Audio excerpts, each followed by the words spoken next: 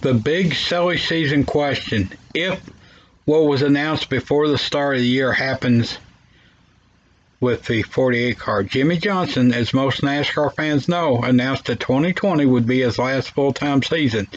It does appear he's going to run some IndyCar street circuit races. He has tested and may or may not have signed, but he's kind of, with this coronavirus thing, he's kind of hedging a little bit, which is understandable, that he may want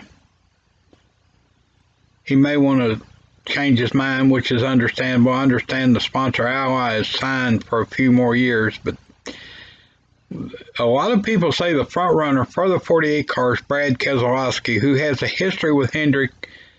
He actually got his first Cup win in a James Finch Hendrick-affiliated car, a second-tier series championship in a Junior Motorsports Hendrick-affiliated car, and it looked like he was on track to replace Mark Martin at Hendrick, but it was decided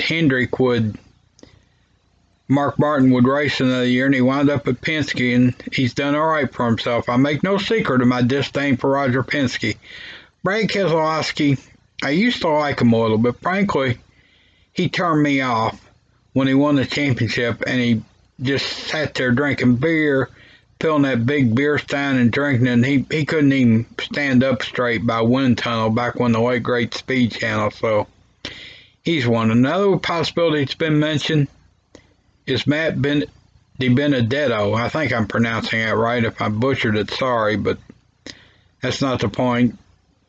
He had some good runs in the Levine family car and was frankly kind of forced out, I think, by Joe Gibbs. That's just my opinion for what it's worth.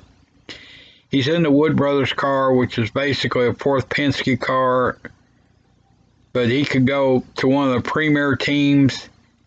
I understand he's on a one-year contract. I heard Corey LaJoie tried to put his name in.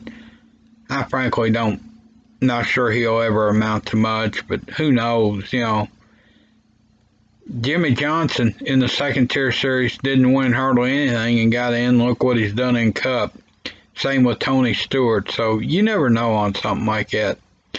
Would he dip down into the Junior Motorsports stable and go after Allgaier, who has Cup experience and perhaps could bring an associate sponsor, if not for the 48 car, for the other cars in the Hendrick stable? The Brandt seems to follow him wherever he goes. I think it's Brandt Heating and Cooling, but don't quote me on that. There's some of the Stewart-Haas drivers are one-year contract. I heard Kurt Busch was mentioned, but I just don't think Hendrick would want to deal with a Busch again. Now, I could be wrong. But put in the comments, who do you think will go in the 48 next year if Jimmie Johnson doesn't change his mind, which he may do? For all we know right now, the rest of the season could get canceled. I mean, let's face it.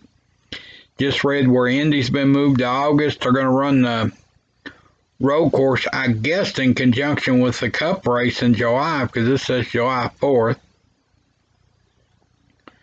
So it's hard to say. But I don't know who else is on one-year contracts. I don't know if any of the Gibbs drivers are. I know if I was Hendrick, I know he don't want Kyle Busch. I wouldn't want Hamlin. But or would it be somebody totally unexpected? It's hard to say.